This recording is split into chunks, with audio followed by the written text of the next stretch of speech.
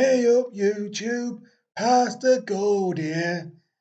Now, I was just enjoying my retirement when my grandnephew Black Sulphur sent me this video made by this rather attractive Australian lady called Nervardia. She claims she has 20 questions that Christians can't answer. Well, I've been saved for 60 years, and I were pastor of Goldthorpe Community Church for 40 years.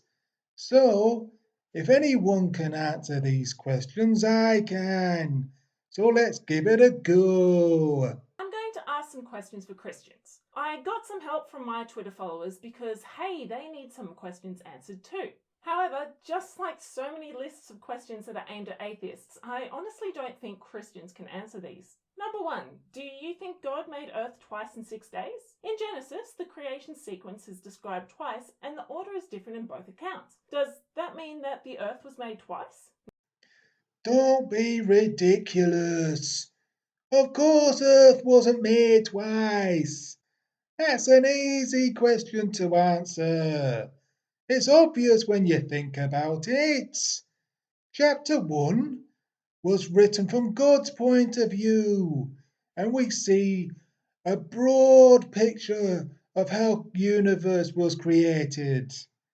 Chapter 2 was written from Adam and Eve's point of view.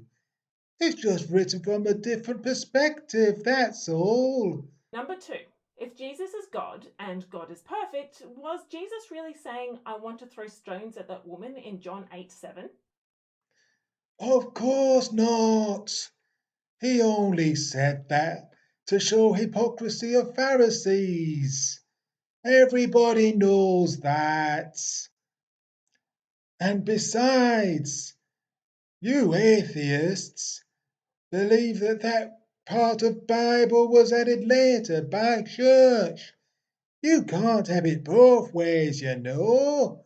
Number 3, if Genesis, Exodus, Leviticus, Numbers, and Deuteronomy were written by Moses, how does he know what happened at a time before he lived and what happened at his wake? I mean, was he there?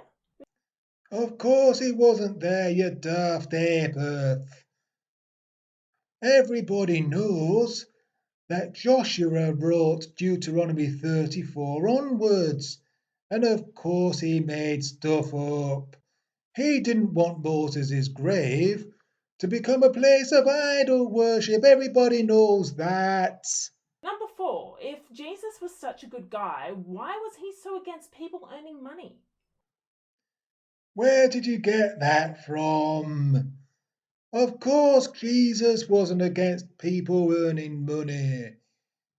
You sound like one of those Pharisees who tried to trap Jesus by asking him whether or not they should pay taxes to Caesar.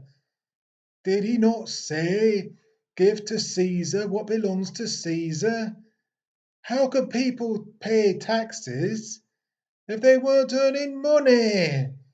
Come on now, think. Number 5, can God create time and not create time while at the same time being outside of time?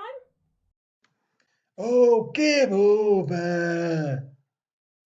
Number 6, why don't Christians like metal when chanting in a dead language under the statue of a dead guy is probably the most metal thing I can think of? What do you mean? We Christians love metal.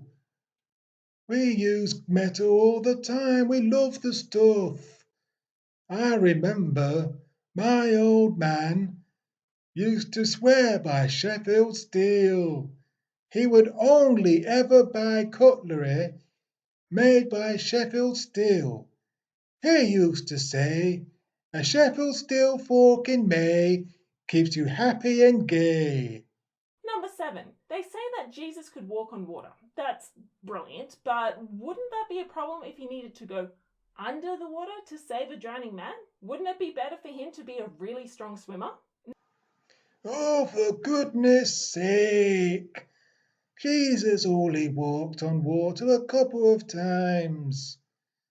Of course he could swim, everybody can.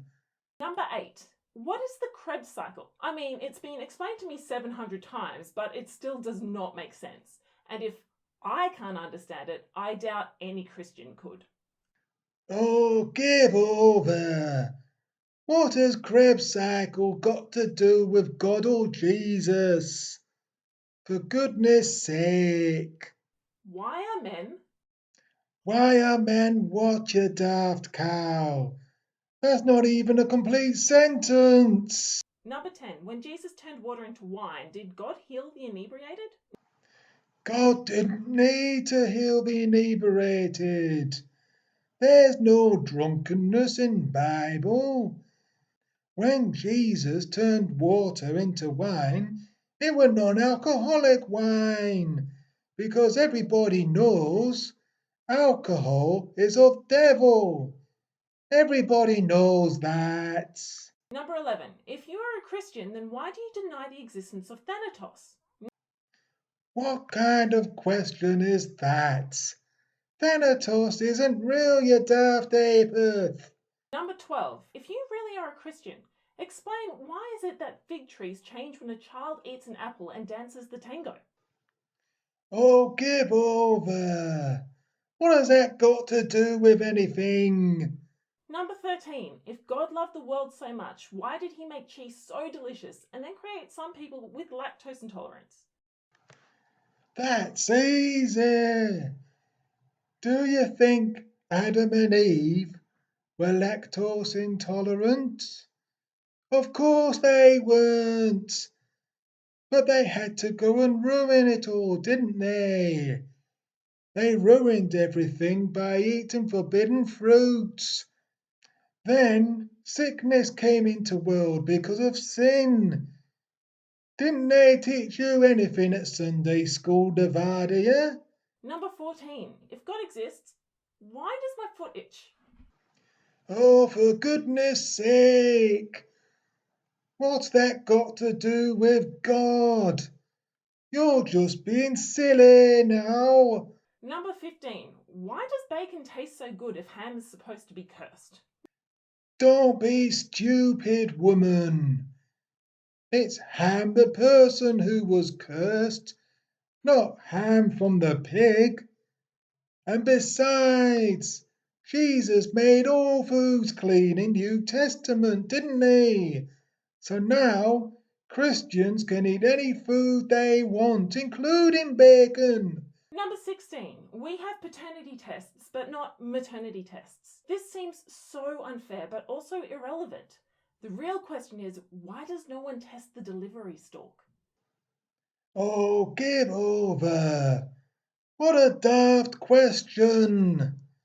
I should put you over my knee for being so daft. Number 17. When Jesus walked along the road, why did his footsteps sound purple?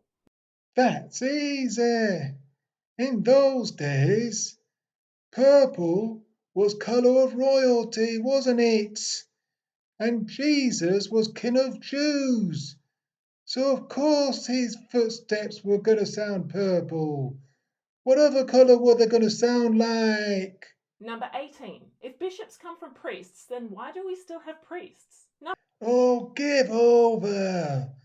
That question's asinine. Number 19. If Hosea leaves Egypt on a donkey, travelling 55 kilometres per hour at the same time Friday as Mary leaves Nazareth on the donkey, travelling 60 kilometres per hour, where will they meet if they meet 3 days later on a Sunday? That's a maths question.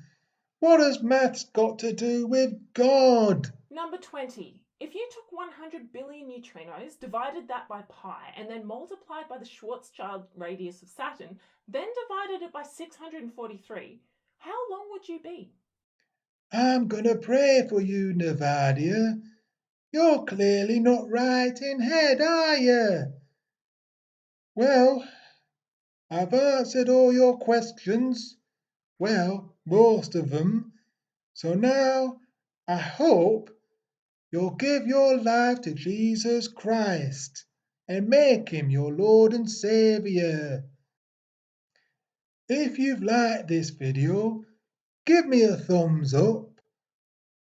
And if you'd like to see more of me, then leave a comment below. And don't forget to subscribe and hit bell icon so you never miss another video. And as always, listen to Pastor Gold. Always believe in your soul. God bless each and every one of you.